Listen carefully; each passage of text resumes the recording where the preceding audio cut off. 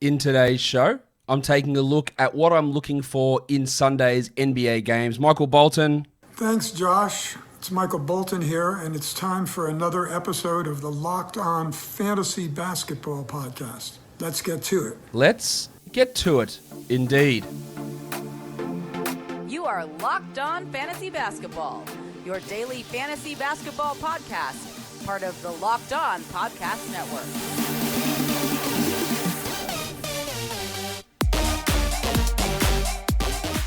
Hello and welcome to the Locked On Fantasy Basketball Podcast, brought to you by Basketball Monster. My name is Josh Lloyd, and I am the lead fantasy analyst at basketballmonster.com and at Yahoo Sports Australia. And you can find me on Twitter, as always, at redrock_bball and on Instagram at Locked On Fantasy Basketball. Let's look ahead to Sunday's action in the NBA and what I'm looking for in these games. The first one, the DeAndre Jordan Bowl early game. Don't forget to get your lineup set. The Clippers and the Knicks. I want to watch Kawhi's assists because he has been really handling the ball quite a bit. Him and Paul George have been the primary initiators most games. Patrick Beverley, the point guard, but not getting many touches in that regard. It's a little bit different with Reggie Jackson in there, but let's see how Kawhi's assist looks. And I also want to pay attention to Nick Batum, who's been amazingly a top 100 player this year. It does vary quite a bit, or it does swing, and it is mainly in the smaller volume stats that his value is. But let's see how he looks. Can he continue to provide that value?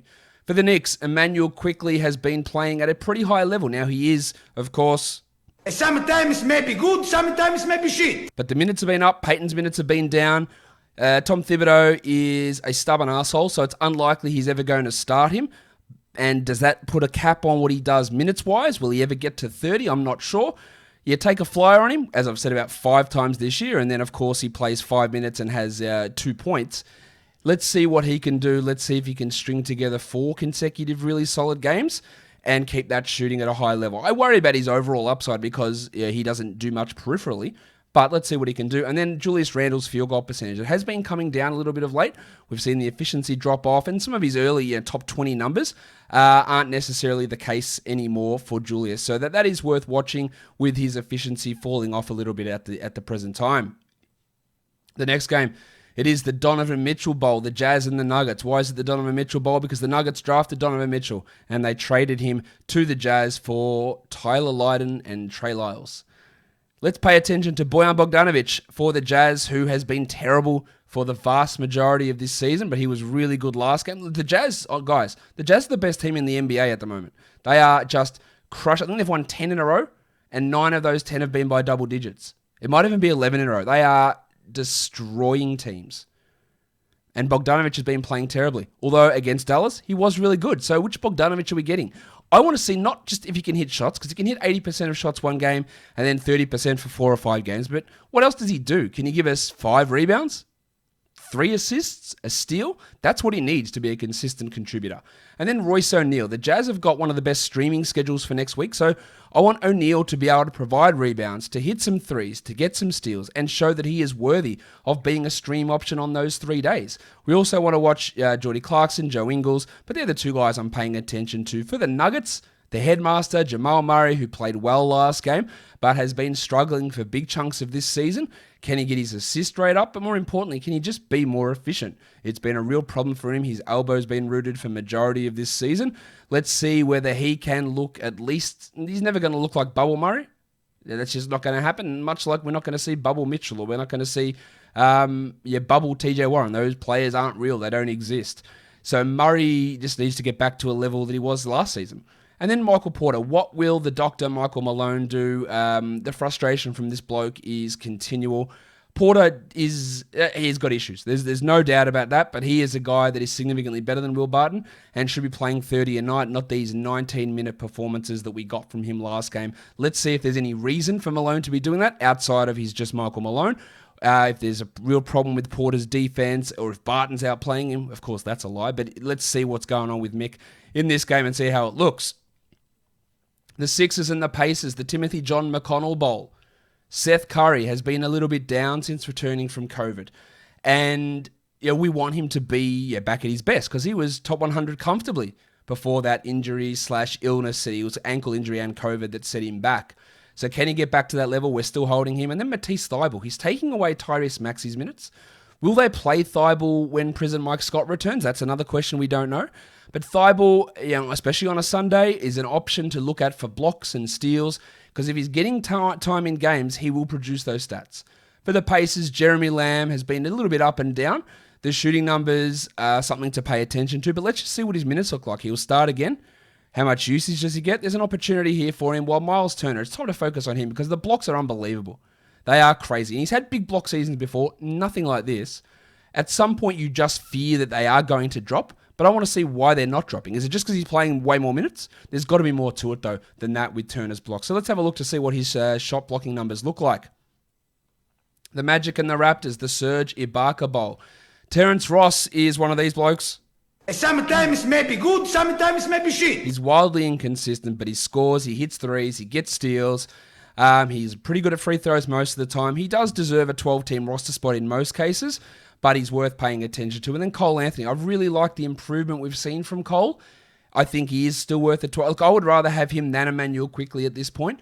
Especially in a points league, I do like what Cole Anthony does, and I want to see how more in control he looks, especially given the struggles Aaron Gordon's had over the last couple of games. And for the Raptors, probably the number one thing I want to look at on the entirety of Sunday's games is the wiki Chris Boucher. What is Nurse going to do with his playing time? How will Boucher match up against Nikola Vucevic, one of the most dominant centers at the moment in the NBA?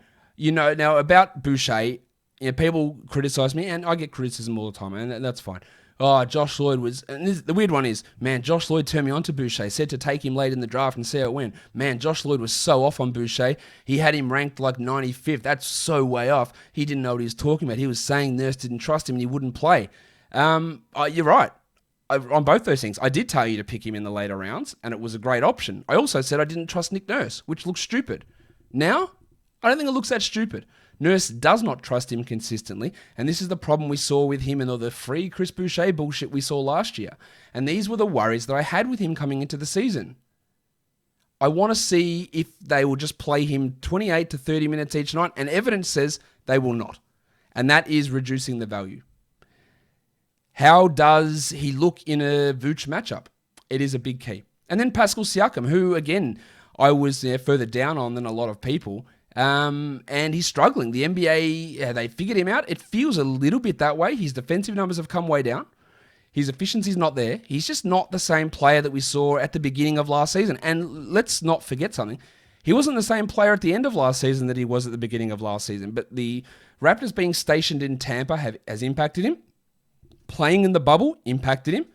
So while I'm saying, he's not that good anymore, he's not as good anymore, if you're in a dynasty format, I think Siakam's a real buy low because I think getting back to Toronto will actually help his game. But he's struggling in these road environments, and that's totally fine and totally understandable.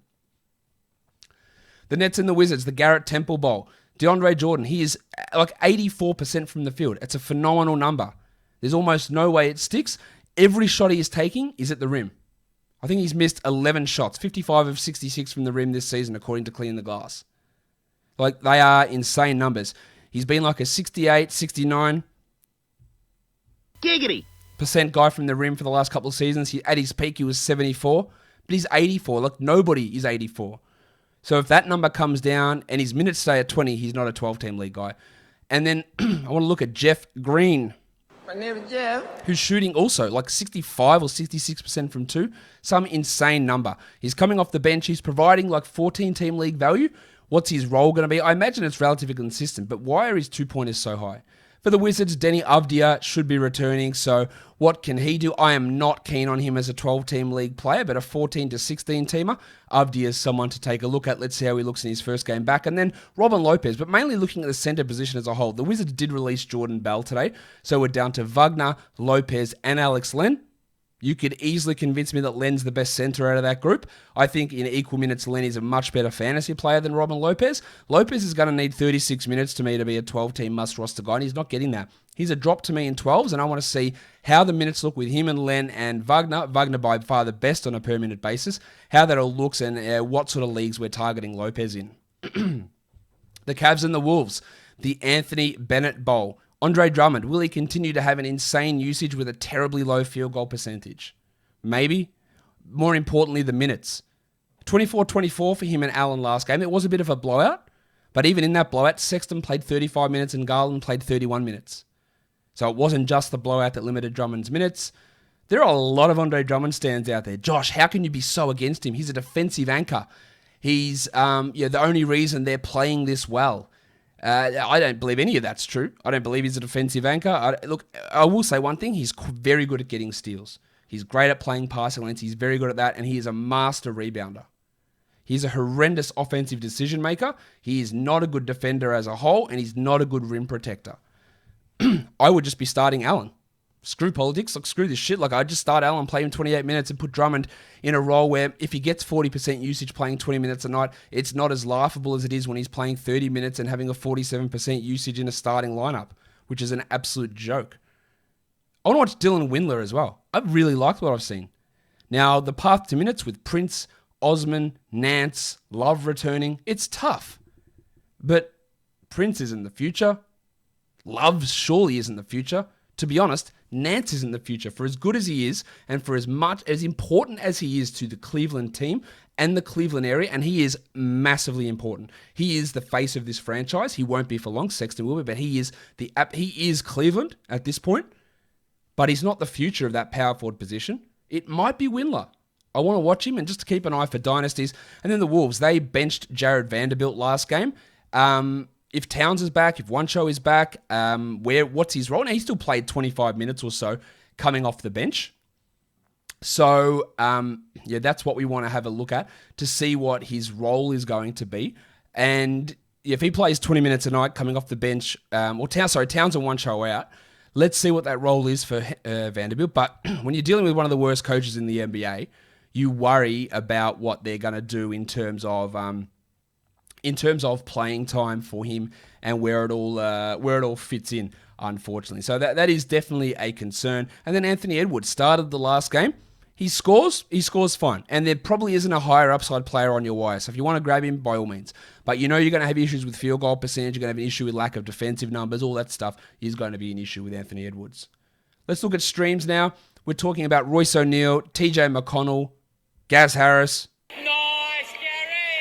Terrence Davis in Toronto, and Lord Alfred Payton, who's been dropped in enough leagues where he is actually a stream opportunity player for Sunday. Guys, that will do it for me.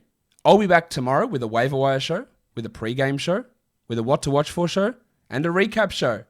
And I'll be recording Locked On NBA, and I'll be doing a DraftKings show for Al Zeidenfeld's channel. So lots of shit coming tomorrow. Guys, subscribe Apple Podcasts, Google Podcasts, Stitcher, Spotify, YouTube, thumbs up. Check out the shows right across the Locked On Podcast Network. Guys, we are done here. Thank you so much for listening, everyone. See ya.